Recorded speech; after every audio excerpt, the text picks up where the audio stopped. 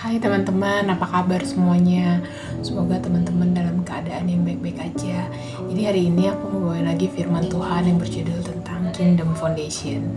Nah, sebelum kita belajar lebih dalam lagi, kita mau tahu dulu foundation atau dasar itu apa yang berasal dari kerajaan Allah ini. Jadi foundation atau dasar yang berasal dari kerajaan Allah ini adalah bagian yang merujuk pada prinsip-prinsip atau kerajaan yang menjadi dasar dari kerajaan Allah. Nah, teman-teman, di sini ada Matius 4 ayat 17, bertobatlah karena kerajaan surga sudah dekat. Jadi, ini adalah firman Tuhan yang pertama kali Yesus bawakan untuk orang-orang sekitarnya pada saat itu, yaitu tentang pertobatan. Bagaimana dia membicarakan tentang pertobatan, di mana pertobatan ini bukan hanya untuk orang-orang yang merasa dirinya berdosa atau merasa dirinya tidak layak, tetapi juga pertobatan juga berlaku bagi seluruh orang, seluruh manusia. Begitu pula dengan manusia yang merasa dirinya sudah hidup dengan benar, teman-teman. Nah, di sini ada Kejadian 1 ayat 26 sampai 28, teman-teman, di mana di sini kita bisa lihat di ayat 26 sampai 27 bahwa Tuhan Yesus Allah menciptakan kita ke dunia ini, manusia ke dunia ini serupa dengan gambarannya. Ini sesuai dengan identitas yang kita punya, bahwa identitas yang kita punya adalah gambaran dari Allah sendiri atau rupa Allah itu sendiri, teman-teman. Dan di ayat 28 kita bisa lihat bahwa Allah memberkati kita agar kita dapat memberkati juga sekeliling kita dengan cara menjadi manusia yang diberi kuasa oleh Allah untuk memerintah di atas bumi, sehingga kita bisa menjadi representatifnya Tuhan di dalam mendatangkan kerajaan Allah itu sendiri di area kehidupan kita, teman-teman. Nah, lalu di Matius 9 ayat 35, teman-teman, di sini ada kata Injil, di mana kata Injil ini adalah artinya kabar baik, teman-teman. Dari mana kabar baik ini dapat diterima dengan baik, dengan benar pada orang-orang yang sangat menyukai kabar baik ini. Tapi untuk orang-orang yang hidupnya sesuai dengan keinginannya sendiri, sesuai dengan apa yang dia mau, tidak sesuai dengan apa yang Tuhan mau, teman-teman, kabar baik ini adalah mereka tidak menyukainya, bahkan mereka merasa bahwa kabar baik ini sangat mengikat mereka, dan sehingga mereka tidak dapat melakukan apapun yang mereka mau dengan keadaan yang sebebas-bebasnya, teman-teman. Jadi teman-teman, hidup di dalam kerajaan Allah membuat kita nggak bisa hidup dengan seenaknya, teman-teman. Kayak tadi aku bilang, teman-teman, bahwa hidup di dalam kerajaan Allah atau hidup di dalam kerajaan sorga adalah dimana kita bisa hidup dengan sesuai dengan apa yang Tuhan mau, apa yang Tuhan harapkan, atau apa yang Tuhan perintahkan. Obey dan taat sama apa yang Allah telah perintahkan kepada kita, teman-teman. Jadi kita udah gak bisa lagi hidup dengan seenak-enaknya atau semaunya kita. Nah, di sini yang ketiga adalah di 2 Korintus 12 ayat 7 sampai 9. Bagaimana di sini Rasul Paulus meminta kepada Tuhan untuk mencabut duri dalam dagingnya, tetapi Tuhan tidak lakukan itu, melainkan Tuhan berkata kepada Paulus bahwa cukuplah kasih karuniaku bagimu, sebab justru dalam kelemahanlah kuasaku menjadi sempurna.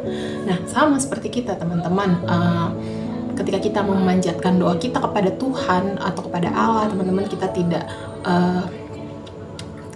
tidak mendapatkan seluruh kita, tidak bisa mendapatkan apa yang kita mau, teman-teman. Nah, kita tidak merasa bahwa Tuhan menjawab doa kita, teman-teman. Sebenarnya Tuhan menjawab doa kita. Ada 3 jawaban Tuhan, yaitu adalah iya, tidak, dan tunggu. Tidak dan tunggu adalah bagian dari jawaban Tuhan, teman-teman. Tapi balik lagi ke diri kita, kadang kita manusia merasa bahwa doa yang dikabulkan Tuhan itu adalah jawaban dari Tuhan, teman-teman. Padahal sebenarnya jawaban dengan yang dikabulkan itu berbeda, sama sekali berbeda, teman-teman.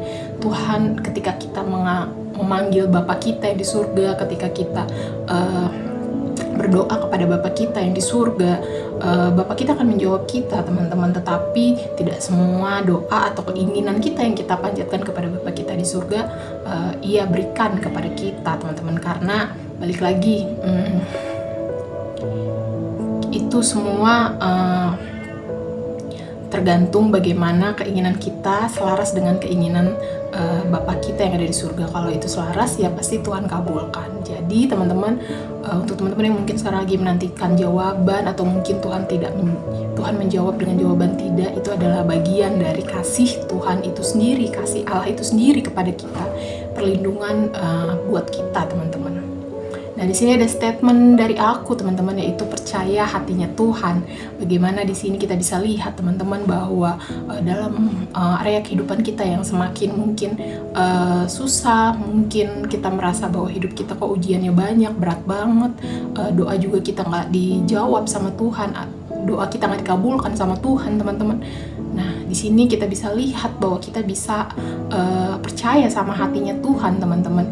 Itu adalah salah satu cara kita untuk kita bisa tetap berpegang teguh sama Tuhan, mengimani akan pengharapan-pengharapan yang sudah Tuhan berikan di dalam setiap hati pribadi kita masing-masing, teman-teman. Nah, teman-teman, di sini ada points to pondernya, bahwa ada pertanyaannya, ada 3 pertanyaan, teman-teman. Nanti teman-teman bisa jawab di breakout room, teman-teman. Pribadi lepas pribadi, teman-teman bisa jawab sesuai dengan apa yang hati teman-teman atau Roh Kudus arahkan kepada teman-teman untuk bisa menjawab 3 pertanyaan ini. Ini adalah ayat terakhir aku, ayat terakhir dari PPT aku, teman-teman, dari sharing firman aku di Matius 6 ayat 10. Datanglah kerajaanmu, jadilah kehendakmu di bumi seperti di surga. Aku harap balik lagi ke diri kita pribadi, teman-teman, bahwa apa yang Tuhan mau, apa yang Tuhan harapkan di dalam diri kita itu kadang berbeda jauh dengan apa yang kita mau dan apa yang kita harapkan. Percaya sama hatinya Tuhan, teman-teman, dan jangan nyerah, tetap berdoa sama Tuhan, tetap berpegang teguh sama Tuhan untuk jawaban yang Tuhan jawab tidak atau mungkin masih tunggu. Ingat, itu adalah bagian dari kasihnya Tuhan kepada kita, karena itu berarti tandanya dia punya rancangan atau rencangan yang lebih besar dibanding rencana atau rancangan kita sendiri, teman-teman. Aku udah selesai, teman-teman. Terima kasih yang sudah mau mendengarkan. God bless you.